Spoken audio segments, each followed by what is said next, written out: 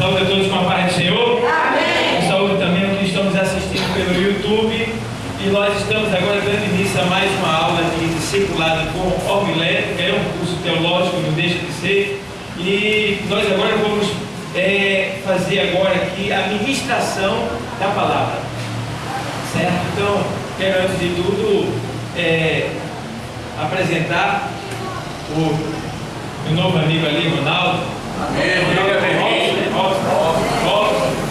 Robson, ele é o pai de Rodrigo, que toca guitarra lá no alto do Cristo, na nossa igreja séria. E Robson, ele se encontra afastado, mas com certeza ele vai voltar para Jesus. Porque ele é o instrumento de Deus. Quando o instrumento dele fica parado, ele fica meio enferrujado, né? Mas Jesus tem óleo. Glória a Deus, é verdade. Óleo para fazer funcionar. Então, aí a gente trouxe Robson para participar dessa aula, conhecer os irmãos. E os irmãos diz como para Robson: Seja bem-vindo em nome de Jesus. E o quê? Sobe sempre. Muito bem, Robson. Então, igreja, a gente vai ficar de pé agora para a gente ministrar a palavra de Deus.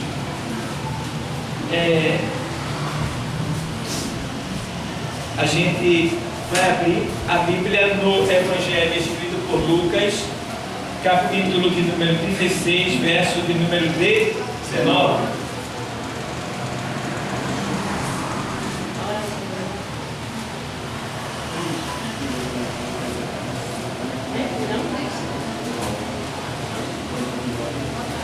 Agora melhorou. Leitura o quê?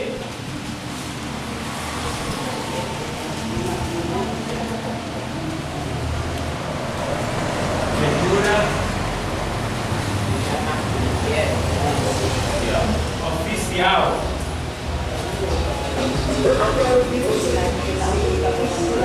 Não estou procurando aí ainda. 19. Vamos lá. É o mesmo texto que a gente leu domingo, tá? 19. Eu esqueci meu óculos em casa, mas eu trouxe reserva.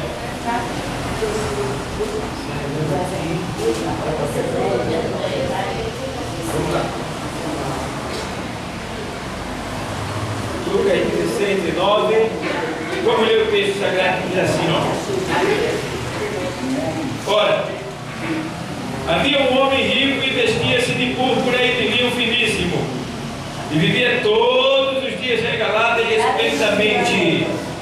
Havia também um certo mendigo chamado Lázaro, que jazia cheio de chagas à porta daquele, e desejava alimentar-se com as migalhas que caíam da mesa do rico, e os próprios cães vinham lamber-lhes as chagas. E aconteceu que o mendigo morreu e foi levado pelos anjos para o seio de Abraão. E morreu também o rico e foi o que? Sepultado.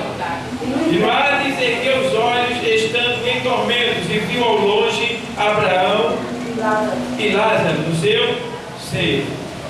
E, clamando, disse: Abraão, meu pai, tem misericórdia de mim, e manda Lázaro que molhe na água a ponta do seu dedo e me refresque a língua, porque estou atormentado nesta chama. Disse, porém, Abraão: Filho, lembra-te de que recebeste os teus bens em tua vida, e Lázaro somente males, e agora este é consolado e tu atormentado. E além disso está posto grande abismo entre nós e vós, de sorte que os que quisessem passar daqui para lá, para vós, não poderiam, nem tampouco de lá passar para cá. E disse ele: Rogo-te, pois, ó Pai, que o mande à casa de meu pai, pois tenho 5 irmãos, para que lhes dê testemunho, a fim de que ele não venha também para este lugar de tormento. Disse-lhe Abraão: Eles têm Moisés e os profetas, ouçam-nos. E disse ele: Não, Abraão, meu pai, se algum dos mortos fosse ter com ele, arrepender-se-iam. Porém Abraão lhe disse: Se não ouvem a Moisés e aos profetas, tampouco acreditarão, ainda que algum dos mortos ressuscite. Amém? Obrigado a Deus por essa palavra. Em nome de Jesus. Amém. Podeis sentar. Igreja amada do Senhor, nós estamos aqui nessa aula de discipulado e é importante a gente entender uma coisa, que essa leitura aqui, o texto diz que aqui é uma parábola. Você já sabe o que é parábola, eu já ensinei para você, que torna a ensinar. A parábola é um método usado pelos professores, pelos mestres e pelos rabinos daquele lugar, Israel. E a parábola é um método usado para que as pessoas possam entender algo de difícil compreensão de uma maneira mais fácil. Tá? Ou seja, ele quer contar uma história que traz uma realidade, uma verdade. Ele quer contar uma verdade, né? E aí, como aquela verdade ela pode ser de difícil compreensão, então ele cria uma historinha, né? Uma ilustração, para que a ilustração faça com que a pessoa capite, receba, entenda, tá? De uma maneira mais fácil. Então a parábola é isso aí. Só que esse texto que a gente leu aqui na Bíblia, ele tem o nome de parábola, mas no original ele não é uma parábola. Por que esse texto que está escrito aqui no nome de parábola não é uma parábola no original? Porque toda parábola, as parábolas, elas não citam nomes de pessoas. Se você vê todas as parábolas da Bíblia, no Novo Testamento, você não vai encontrar nome de pessoas. E nessa passagem bíblica aqui, que o tradutor da nossa Bíblia colocou a epígrafe de parábola, ela cita nome. Nome de quem? De Lázaro e de Abraão. Parábola não se cita nome. Então, no original, esse texto não é uma parábola, é uma realidade, é uma passagem bíblica real que aconteceu, certo? Então, as parábolas é uma ilustração, uma historinha para você entender a verdade de Deus. Aqui não, é uma verdade pura, real como ela é, certo? Não é historinha, aqui é realidade. Então, o texto diz que existia um homem muito rico, e ele vestia-se de linho finíssimo e de púrpura, e vivia todos os dias da sua vida regalada e esplendidamente. Então, entendamos que os judeus, eles são a raça escolhida por Deus, é o povo escolhido por Deus, tá? E os judeus sabem disso, e muitos deles se exaltam por saberem disso. E a gente aprende que os judeus, eles se acham, por serem a raça escolhida, os melhores povos da terra. E não é à toa que eles não queriam de jeito nenhum que o Evangelho, que a salvação fosse levada, ou seja, trazida para nós, que somos gentios. Gentios quer dizer pessoas de outra nação, que no grego quer dizer goi, né? E nações estranhas. E eles não queriam que chegasse a nós. Mas só que a Bíblia diz que Deus, ele não faz acepção de pessoa. Todo ser humano para Deus é igual, certo? Então, Deus permitiu que Pedro, através de Pedro, fosse pregado o Evangelho a Cornélio, quando o Espírito Santo desceu, batizou ele e sua família, e ali foi exposto aquela verdade, aquele acontecimento, e começou-se a entender que o Senhor tinha visitado também os gentios, que somos nós, né, as pessoas de outras nações. Então, os judeus têm esse costume de achar que são um povo especial e que ninguém presta mais, só eles. E veja esse homem. Esse homem, ele era judeu, esse rico aí era judeu, milionário. Sabe o que é uma pessoa milionária? Multiplica por 10, depois multiplica por 10 novamente. O homem era milionário, não tinha muito dinheiro naquele tempo. E ele gastava em abundância e não faltava. Então o judeu diz assim: nós somos abençoados por Deus. O judeu diz que os ricos são abençoados por Deus e os pobres amaldiçoados por Deus. Deus tá? Então Deus não pensa assim, nem faz dessa maneira. Eles acham assim. Então o que acontece?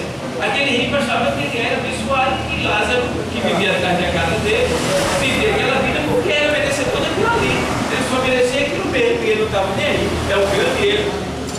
Trazendo para a época de hoje, nós não temos que nos orgulhar por sermos cristãos, por sermos salvos em Cristo Jesus, né? Por termos o privilégio de sermos salvos. Não devemos nos orgulhar por isso aí não. Devemos nos alegrar, devemos ser gratos a Deus, mas nos orgulhar e querer ser mais do que A e que B, não. Tá? Porque nós não estamos aqui porque nós éramos santinhos, nós não prestávamos para nada, só para o inferno. Mas Deus, pela sua infinita misericórdia, Ele foi lá e nos resgatou pelo poder da sua palavra e do seu Santo Espírito. E nos trouxe para cá. Então esse homem vivia gastando absolutamente, não estava nem aí com o rico que estava atrás, com o pobre que estava atrás da sua casa. Tá? Quando a Bíblia manda bem claro que a gente ama o nosso próximo como a nós. Certo? Então não tinha esse mandamento naquele tempo, mas era notório. Lázaro era um ser humano. Tá? E já existia a lei da esmola, também naquele tempo sempre houve. Tá? E aí a gente vê que esse homem vivia assim, à vontade. Enquanto o pobre atrás da casa dele, na miséria, comendo do lixo, não saía. Mas eu gosto porque Lázaro era um homem temente a Deus.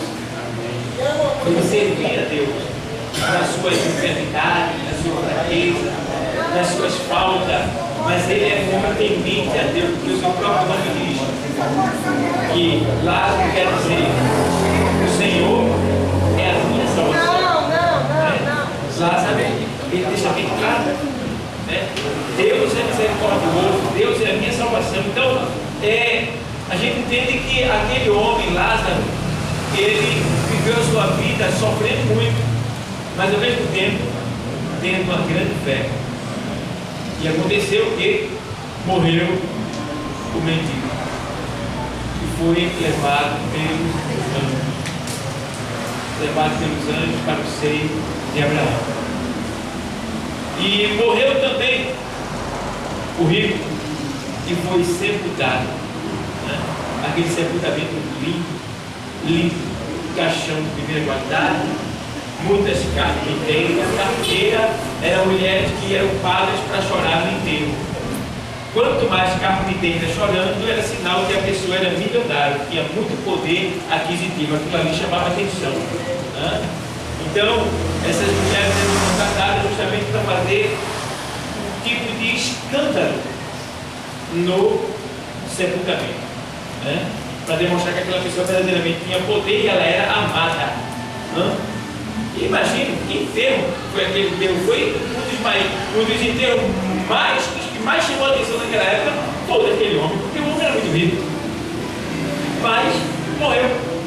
E o dinheiro dele não teve o poder de lhe dar uma vida como aquela que ele tinha antes de morrer. Por quê? Todo o dinheiro dele ficou para trás, não levou nada. Tem gente que, porque tem alguma coisa, quer passar por cima de A, de B. Tem gente que briga para tomar o que é dos outros. Tem gente que diz assim: eu não vou perder nada não, eu consegui com o meu suor, né? Eu até entendo que você tem seu direito, mas tem hora que ele tem que perder para poder ganhar. Entendeu? E tem gente que é assim, faz questão de tudo, né? E Deus nos ensinou que às vezes é necessário perder para poder ganhar, igreja. E esse homem aí, ó, morreu. E agora o texto diz que ele abre os olhos quando ele morre. Na hora que ele morre, ó, na hora que ele morre, o corpo dele está lá em cima na terra. Está lá. Ele morreu lá. Só que o corpo dele está lá. Mas na hora que a pessoa morre, irmão, não leva muito tempo. O espírito saiu. Quando o espírito sai, é tomado, o corpo de vida é tomado, a alma já está no lugar de acordo com o que a pessoa escolheu. É na hora. Não tem coisa de, não, ele saiu, ainda ficou, ainda foi visitar fulano, ciclano, isso é coisa de novela. Isso é coisa de filme de espiritismo. Isso não existe. A pessoa, quando o corpo é tomado, que é o espírito, torna para Deus, saiu o espírito, a alma já está no lugar que a pessoa escolheu quando está em vida. Na hora, se for salvo, a alma é levada pelos anjos. Se não for salvo, é levado direto para o Hades, para a antessala do inferno que fica no centro da terra. E diz o texto que morreu rico. E erguendo os olhos, ou seja, e abrindo os olhos em tormentos. Meu Deus. Ele já abriu os olhos em tormentos. Vê como é rápido? Ele fechou os olhos na terra e já abriu em tormentos. É como se ele piscasse o olho e ele estivesse lá. Aí ele morreu. Piscou, morreu. Passou para outra dimensão, quando abriu. Já foi no queimou já. E aí? Coisa terrível. E ficou ali. E agora ele começa a se lembrar da vida que ele levou. Né? Começa a se lembrar, sentindo aquela dor, aquela angústia, aquela sede terrível. E a Bíblia diz que naquele tempo o paraíso ele era embaixo da terra também. Ficava o paraíso embaixo e o Hades mais embaixo ainda. E entre eles dois tinha o Tártaro. O Tártaro é o abismo sem fim. E não se podia passar de um lado para o outro. Mas quem estava na sala do inferno, no Hades, via quem estava lá em cima no paraíso. Quem estava no paraíso podia ver o sofrimento de quem estava no Hades. Né? E se podia até ouvir os gritos. O paraíso podia se ouvir os gritos de quem estava no Hades. E o Hades podia se ouvir a alegria de quem estava no paraíso. A prova disso é que Jesus diz que o rico, amarrado nas cadeias infernais, agonizando e gritando com aquele fogo no seu corpo, ele gritou porque ele viu Lázaro lá no seio de Abraão se alegrando. E aí quando ele vê Lázaro, veja que ele conhecia Lázaro. Ele sabia quem era Lázaro, porque de longe, do lado de cá, antes do inferno, ele viu lá. Lázaro conheceu. E aí ele grita: Pai Abraão, manda Lázaro aí, Lázaro. Isso gritando, agonizando. Daquela maneira que só Deus contempla. Ele agonizando, gritando: Pai Abraão, manda lá, Lázaro. Ele conheceu, olha. Conheceu Lázaro, porque ele conheceu lá. Quem chegou perto dele lá? Quer dizer, isso aí, se você tiver de fazer por alguém, faça enquanto está vivo. Faça enquanto está vivo. A gente vê muito no cemitério, na hora do sepultamento, os filhos, aquela agonia. Outro me leva contigo, eu vou contigo, eu vou desmaiar. Aquela agonia toda, sabe aquilo tudinho? Aquilo tudinho é remorso. Aquilo ali tudinho é remorso. Remorso pelo que poderia ter feito e não fez. Entendeu? As maldades que fez e tudo uma dor naquela hora. Porque quem está consciente, consciente ali vai ter que ter controle. Certo? Então, foi o que aconteceu com ele. Ele viu depois de morto. Então você não deixe que isso aconteça com você. Veja alguém que está do seu lado enquanto você está vivo e enquanto essa pessoa também está viva. Quer fazer o bem, faça enquanto ela vive. E depois que morre, já é. Então, ó, ele viu ao longe e pediu que molhasse lá o dedo na água lá e viesse refrescar a língua dele. Porque no inferno, irmão, não no dito inferno, porque lá não tem ninguém, mas na antessala do inferno, lá é muito cedo. Como eu falei domingo para vocês, é muito cedo. Porque o calor é grande. Você não vê que o calor do sol aqui está muito cedo, e lá aqui, o calor aqui pode se abrigar. Aqui pode ter uns pão com colete, uns pão com água, mas lá não, cara, só fogo. Lá é calor, é constante no corpo. Terrível, terrível ali, a pessoa ali. Agora, o que mais me incomoda, irmão, quando eu estudo essa parte, é que aquilo não para. Aquilo é direto, irmão. Pelo amor de Deus, é direto. A pessoa tentando, agonizando. Irmão, o negócio é tão terrível, que Jesus, olha, todas as passagens bíblicas que falam disso, que eu estou falando para vocês, não foi nenhum apóstolo, nenhum discípulo que falou, tá certo? Que idealizou isso aí, não. Só quem falou sobre o inferno e sobre esse acontecimento foi Jesus. Agora, eles deixam perder. O mestre falando e eles escrevendo. Aí ficou pra gente. Certo? Jesus falou. Porque se aqui fosse o discípulo, ficava dúvida no ar. Eles não foram lá. Foi uma visão. A gente nem sabe se é verdade mesmo. Alguém poderia duvidar. Mas não foi o discípulo. Foi Jesus quem falou isso que eu estou falando para vocês. Certo? Então, ó. Veja lá em Marcos 9:44. Marcos, o Evangelho 9:44.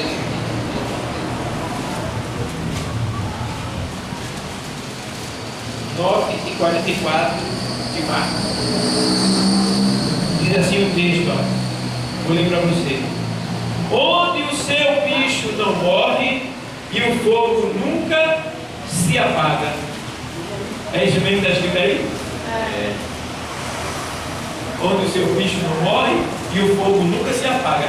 Veja a imagem de uma pessoa na antessala do inferno. Qual é a imagem dela? A imagem de um bicho. A imagem de um monstro, porque essa expressão bicho aí se refere à monstruosidade. Porque a gente sabe que os bichos em si eles são bonitos, né? O cachorro é bonito, um gato é bonito, uma vaca, um porco, os bichos são bonitos. Quando ele fala bicho aqui, ele está falando bicho no sentido de perversão do ser, da aparência do ser. Aí pode chamar essa expressão aqui de bicho de monstro, tá? Para você entender melhor a imagem da pessoa lá na antessala do inferno, como ela fica, de tanta dor, de tanto temor, de tanta sede, de tanta agonia. E a pessoa está lá como se estivesse aqui, normal. Você está entendendo? Do jeito que ele está aqui conversando, a pessoa também está lá, só que não dormiu. O que eu quero dizer com isso? Eu quero dizer que a pessoa está lá na sua sã consciência, sabendo tudo que viveu aqui, tudo que falou, tudo que comeu, tudo que comprou, que vendeu, que vestiu. Ela sabe de tudo, está na sua consciência normal, atual, lá agora, está lá. Agora veja que esse que Jesus falou, esse que a gente leu aqui, ele está lá até hoje. Vê quanto ele já tem queimado. E não deixou de existir, porque, irmão, se morrer, se acabou, era bom demais. Podemos dizer entre aspas, né? Que a pessoa sumia, pronto, deixou de existir. Mas não, você é eterno. Ei, você nunca vai deixar de existir. Eu, você, nós, seres humanos, nós somos eternos. Está entendendo? Agora, eis a questão. Nós tivemos um privilégio. Nós estamos passando pela vida física, carnal, e temos a oportunidade de entrar na vida espiritual eterna por Jesus, livre do sofrimento. Por quê? Nós somos eternos. Mas aonde você quer viver a sua eternidade? Aonde? A Bíblia nos oferece esse privilégio de escolher: no céu ou no inferno? Então a gente quer ir para o céu, porque a gente sabe como é o céu e tem sabido também como é o inferno. Então, pessoal, guardem bem isso, tá? Queira viver com Jesus a sua eternidade. Não dê vacilo na sua salvação, não. A fraqueza pode vir, mas não deixe ela lhe vencer. Seu espírito é mais forte do que a sua fraqueza. Certo? Vença. Quando não tiver vontade de vir à igreja, venha. Quando não tiver vontade de orar, ore. Quando não tiver vontade de ler, leia. Quando não tiver vontade de louvar, louve. Quando não tiver vontade de adorar, adore. Quando não tiver vontade de fazer o bem, faça. Aí você vai estar vencendo você mesmo e glorificando a Deus. Veja bem. Então, ó, ele estava lá, queimando lá dentro. E para a gente entrar na eternidade livre disso daí, nós tomamos posse da vida eterna. Não por completo, É parcial. Por que parcial? Podemos perder a ida. É só voltar para ver as velhas práticas. Tá? Não temos que estar agora vigilando e zelando por aquilo que Deus nos deu. Bom? Então, vigia, segura a tua salvação. Cuidado, que vai tentar te tirar da igreja, falar mal da igreja, falar mal disso, daquilo. Alguém até dentro da tua própria igreja pode olhar para o cara ter, para o teu lado, pode até levantar um falso contra ti. Muitas coisas ruins podem acontecer aqui dentro com você. Mas entenda uma coisa, que isso é uma ação demoníaca. É alguém fraco que deu lugar ao espírito, e esse espírito está atuando para tentar te destruir, porque a pessoa em si já está destruída, porque está dando lugar a ele. Então você tem que fazer o quê? Tem que ser fiel, tem que estar com Cristo e tem que estar atento à palavra, porque a palavra diz que a nossa luta não é contra carne e sangue, e sim contra os espíritos, as potestades, os principados. Então, se alguém te fez mal, não é esse alguém que você deve odiar, que você deve correr para tentar destruir, não, é o que está por trás dessa pessoa, que é os espíritos malignos. E como vencer os espíritos malignos? Com faca, com revólver, com cabo de vassoura, com curva da cara? Não, com perdão, com amor, com oração, com leitura da palavra, presença diante de Deus, evangelizando, fazendo aquilo que agrada a Deus, para que o Espírito encontre sempre espaço na tua vida, e assim o diabo e o demônio não tenham poder para tocar em você, porque a Bíblia diz que quem é de Deus, o maligno não lhe toca. Entendeu? Então, entenda, ele clama, mas não tem jeito para ele. Por último ali ele pede para que, já que ele não pode vir aqui, molhar a minha língua com água, pede para que eles vão lá em cima avisar meus 5 irmãos para que não venham para esse lugar que eu estou. Olha, ele na antessala do inferno, não desejando que seus irmãos fossem falar.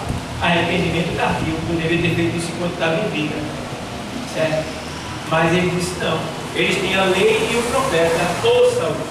A lei é a palavra de Deus, os profetas somos nós que anunciamos a palavra de Deus, que explicamos a palavra de Deus. Então, vocês têm esse dever de anunciar a palavra de Deus a quem está do seu lado. Se alguém não gostar de você, você não perdeu nada, você ganhou, porque por causa de Jesus você está sendo odiado. E o Senhor diz que é bem-aventurado o homem quando por causa do meu nome for perseguido, injuriado, maltratado, odiado. Grande será o seu galardão, quem diz a Jesus isso aí, certo? Então, só fale com educação, tá? Trate com carinho as pessoas. Se está com alguém falando, não fale para todo mundo que está escutando, não, fale só para aquela pessoa. Tenha sabedoria, se não tem, peça a Deus, tá? Diga para as pessoas que Jesus, ele ama ela, que ele morreu por causa dela, tá? E que existe o céu, existe o inferno, e Deus nos deu o direito de escolha, e nós podemos escolher o melhor, que é o céu. Peça a Deus sabedoria, discernimento, entendimento. Peça a Deus para lhe ensinar a falar com as pessoas. Peça essa dádiva a Deus para que Deus venha, para que Deus venha assim lhe usar. Nas suas orações, diga assim: Deus, eu quero ganhar alma para o meu reino. Diga, não se canse de orar. Diga, Deus, eu quero ganhar alma para o meu reino. Deus, eu quero alma, Deus, eu quero alma, me dê alma, eu quero alma. E Deus vai pegar as almas necessitadas e vai mandar para você. Aqui e ali você vai estar no lugar de irmão. Eu estou tão triste, irmão, sei lá, aconteceu isso na minha vida. E aí você, opa, eu tenho a solução. O senhor tem? Tem. O mesmo que resolveu a minha causa, ele pode resolver a tua. E faz o seguinte: eu vou te levar no lugar e ele vai resolver a tua causa. Tu crê nisso? E aí, hoje à noite eu estou indo para a igreja, vamos juntos. Está entendendo? Por quê? Porque eu me lembro quando eu estava no mundo, aí estava na bronca, eu e minha mãe, chegava uma comadrezinha e dizia assim: olha, aí dizia para minha mãe: olha, mãe, eu vou te levar numa casa, diz que lá é quente, diz que lá vai resolver o teu problema. E nessas casas eu e minha mãe andou muito, e cada vez a gente era mais miserável. Cada vez a gente ficava mais miserável. Nessas casinhas por aí. Está entendendo, né? O que eu estou falando? Pastor. Ficava lá, o corococó baixava e eita, que eu estou aqui. Eita, que eu vou resolver. E quando o corococó descia, ele já dizia logo: eita, teu melhor amigo está te traindo, vê só. E a minha logo assim. Rapaz, era uma coisa. E eu ando, irmão, se você pensar, eu não fui em todas as religiões, não. Mas muita religião. Foi eu e minha mãe buscando a paz, a gente nunca encontrou em nenhuma. A gente só veio encontrar a paz em Jesus Cristo, que não é religião, é salvação. Partiu salvo, está na glória. E eu estou por aqui ainda. Mas estou salvo para a glória de Deus. Eu só preciso de Deus. Então, igreja, cuidado. Zero pela sua salvação. Tá? Peça a Deus. Diga assim, ó, na sua oração: Deus, eu quero te agradar mais. Deus, eu te amo. Eu queria que o Senhor me usasse mais. Eu queria que o Senhor me desse sabedoria para eu ganhar algo do teu reino, para eu pregar, sabedoria para lidar com meus irmãos, sabedoria para ler a tua palavra, me dá sabedoria para eu falar contigo mesmo. Senhor, eu quero que o Senhor me use tremendamente na terra como instrumento vivo e poderoso teu. Faz o seguinte, Deus, me faz um escravo teu, um escravo do teu Espírito Santo. Você começa a falar isso na oração todo dia, você vai ver como Deus, ele vai entrar dentro de você e vai te conduzir de uma maneira tal que você não vai nem cansar. Você cansa, mas o cansaço parece que não é uma fraqueza, ele se torna quase como uma força a mais para você, porque a Bíblia diz que da fraqueza os servos de Deus tiraram força. Então, entendam bem, peçam a Deus para agradar o melhor, agradar mais a Ele. E aí você vai receber esse Espírito, e aí você vai agradar mais a Ele, e nada vai te remover ou te tirar da presença dEle. Quando você estiver na palavra e quando você estiver assim, ligado com Ele em oração. Então, se liga. Esquece o que você está precisando. Esquece. Se der tempo, você perde. Mas começa a ter uma relação amorosa com Deus. Uma relação de intimidade com Ele. Diga: meu amor, eu te amo. Olha, meu amor, tu és a razão da minha vida.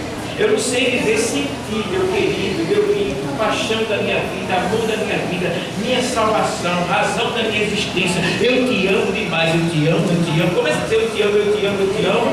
E tu vai ver que coisa gostosa. Daqui a pouco tu está chorando nos pés dele. Mas é tão gostoso, é tão bom, irmão, quando você começa a adorar Ele, adorar. Aí vai, começa a dizer um monte de palavras bonitas.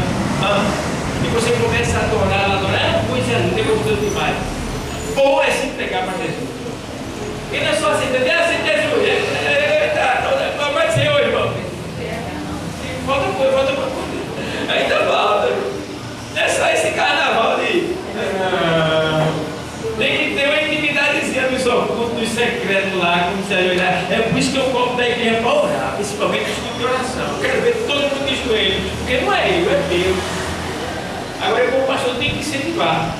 Entendeu? Porque o que eu tenho que fazer aqui, que eu tenho que dar atenção a vocês, eu faço na minha casa. Faço na minha casa, faço andando. Quando eu não estou com ninguém do meu lado, eu até gosto. Porque eu começo a falar com Deus. Eu começo a entregar vocês tudinho, falar os problemas, eu começo. Quanto mais longe for o caminho, melhor, porque eu vou andando, eu tenho mais tempo de falar com Ele. Quando acaba o caminho, eu não terminei nem a oração, eu cheguei. Fazer o quê, né? Mas falei com Ele. Então, esteja ligado com Ele. Está na hora da gente estar ligado com Ele. 24 horas. Tá? Aí vai vir as tentações, os problemas, a afronta, mas você vai ter mais condição de vencer. Certo? Faz o seguinte: bota a máscara de bobão diante do mundo. Deixa todo mundo chamar de bobo, de doido, de abestalhado, de crentinho, de crentinha. Deixa. Fica com essa máscara, não tem problema não. Tá? Porque daqui a pouco ele também buscar o bobinho mesmo. Ele também buscar os otários que eles chamam lá fora. Ele também buscar esse povo, essa ralé, esse povo sem valor, sem expressão que eles chamam. Os crentinhos. Daqui a pouco, esses crentinhos estão tomando posse da vida dela por completo. Daqui a pouco eles vão dizer: onde está aquele povo barulhento? Onde está que não se vê nem o irmão? Alguém com voz atento vai dizer nesse momento: aquele povo foi embora para Sião. E